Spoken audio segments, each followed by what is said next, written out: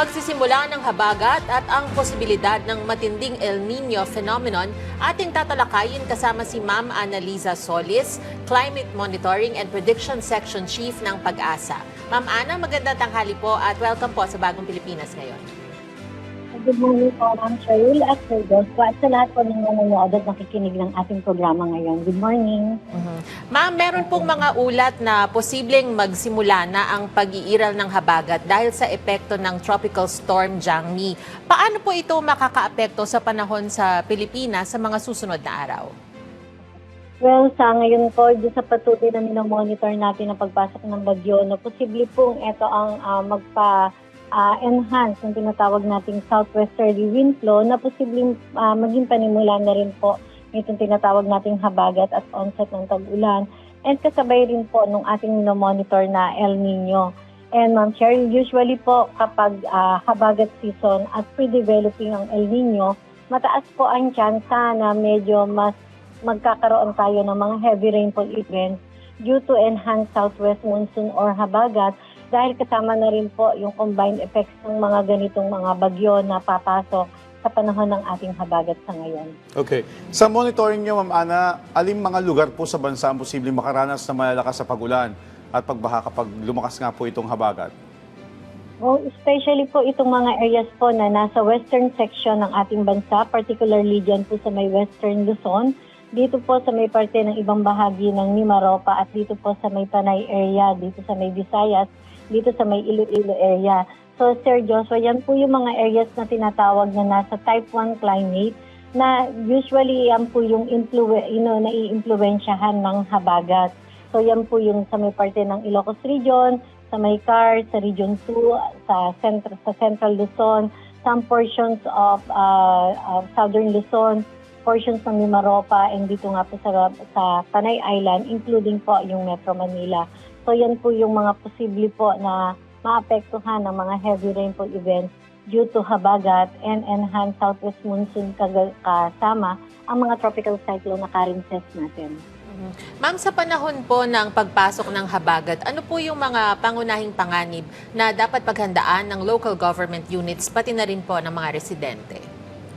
Well, sabi nga po natin na usually yung mga biglaang buhos ng ulan, nandyan pa rin po yung mga local thunderstorm activities na posible pong pagmula ng mga flash flood dun sa mga highly vulnerable or flood-prone areas. And also yun din pong mga floods and landslides kapag magkakaroon po tayo ng mga tuloy-tuloy na pag-uulan. Dulot po ng mga malalaking weather systems, gaya po niya ng habagat, yung combined effect ng low pressure system o ng mga bagyo po sa panahon ng habagat season. So yan po yung dapat nating bantayan at lagi po nating pag-ingatan at makapag-prepare po tayo sa mga possible na mga ganyang sakuna o hazard.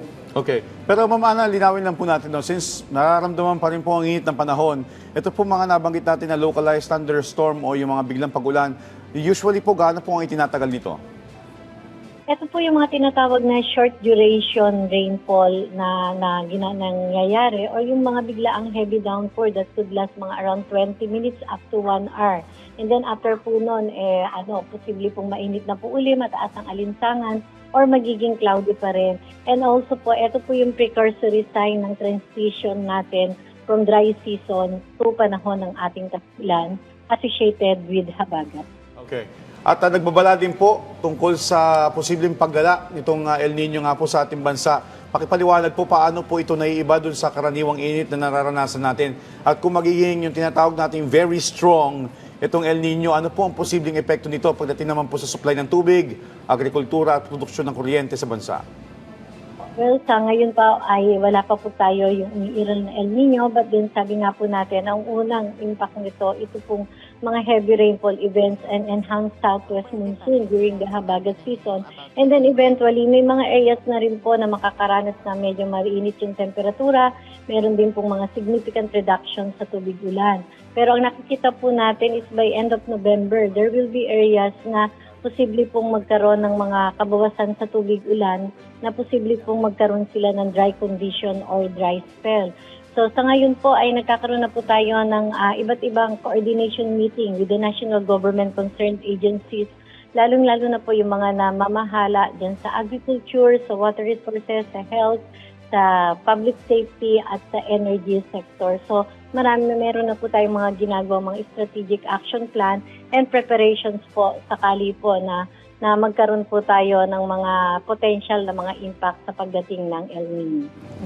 Ma'am, paano po nakakaapekto ang pagkakasabay ng habagat at El Nino sa weather pattern ng Pilipinas? So usually po, kagaya po ng itong potential na darating na bagyo na si Jiangmi na tatawagin nating Doming sa pagpasok sa Philippine Area of Responsibility. So karaniwan po ganyan, nagre-recurve po siya, hindi masyadong tumatama sa kalupaan. Pero yung certain na location po ng bagyo, yan po yung posibleng magpa-enhance ng ating southwest monsoon or yung ating southwesterly wind flow sa ngayon. And magiging prevalent po yan sa panahon ng habagat. And usually din po, nagkakaroon tayo ng kaunting bilang ng mga bagyo. Pero kapag nagkaroon naman po tayo ng mga bagyo, usually po ay lubhang makapaminsala na pwede maging typhoon at super typhoon category ang mga ito. So yun po yung characteristics ng El Nino sa panahon ng habagat and even sa patuloy na transition up to at least early quarter po ng 2027. Okay. Ma'am Ana, ito nga po, umaaraw, umuulan ang panahon natin ngayon, extreme. So, with that being said, ano po ang rekomendasyon ng pag-asa sa publiko para nga po mas mapagandaan ang posibleng epekto sabay ng habagat at malakas na El Nino dito sa ating bansa? Well, so unang-una po ay lagi po tayong makinig at lagi maging ready at lagi po nakaantabay sa lahat-lahat po ng mga advisory at mga latest updates coming from Pag-asa and mga iba ang mga authoritative po na mga government agencies po natin. And also makilahok po tayo at lagi po tayong makikinig at susunod sa mga panuntunan na ibinibigay ng ating mga LGUs.